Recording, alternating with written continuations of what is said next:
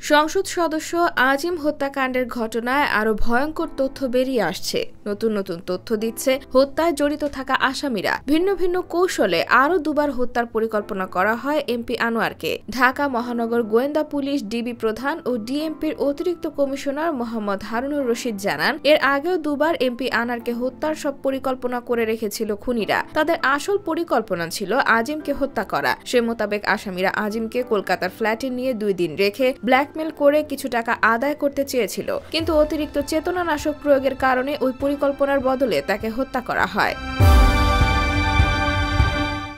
গোয়েন্দা সংশ্লিষ্ট কর্মকর্তারা জানান, জিজ্ঞাসাবাদে আসামি আমান ওরফে শিমুল স্বীকার করেন আখতারুজ্জামান শাহিনের সঙ্গে আজিমের ব্যবসায়িক দ্বন্দ্ব ছিল আগে থেকেই। আনোয়ারুল আজিম মোটরসাইকেল নিয়ে একাই ঘুরে বেড়াতেন। মোটরসাইকেল চালানোর সময় বা অফিসের পাশে তাকে গুলি করে হত্যার সিদ্ধান্ত হয়। এমনকি আজিম আওয়ামী লীগ অফিসে থাকা অবস্থায় জরুরি কোনো ফোন এলে বাইরে নির্জন জায়গায় গিয়ে কথা বলতেন।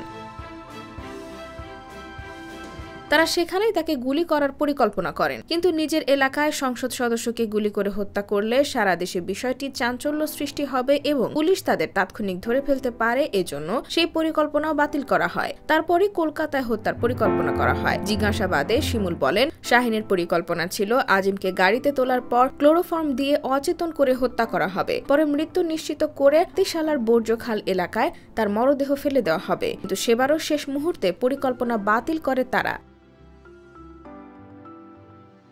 জিজ্ঞাসাবাদে আমান আরও জানান, সর্বশেষ আজিমকে হত্যার পর মরদেহ গুমের দিকে বেশি গুরুত্ব দেন তার দল। আমানের ভাষ্য মতে, মরদেহ না পেলে পুলিশের হাতে ধরা পড়লেও তাদের কিছু করতে পারবে না। এজন্য সময় নিয়ে কলকাতার ফ্ল্যাটে হত্যার পর মরদেহ কেটে আলাদা করে ফেলা হয়। মাংসগুলো কিমা বানিয়ে বাথরুমের কমোডে ফ্ল্যাশ করা হয়, আর হাড় ও খুলি আলাদা পলিথিনে ভরে বাইরে নিয়ে একাধিক স্থানে ফেলা হয়। এখন আখতারুজ্জামান শাহিনকে ধরতে পারলে পুরো হত্যাকাণ্ডের নেপথ্য কাহিনীর সবকিছুই পরিষ্কার হয়ে যাবে বলে জানান।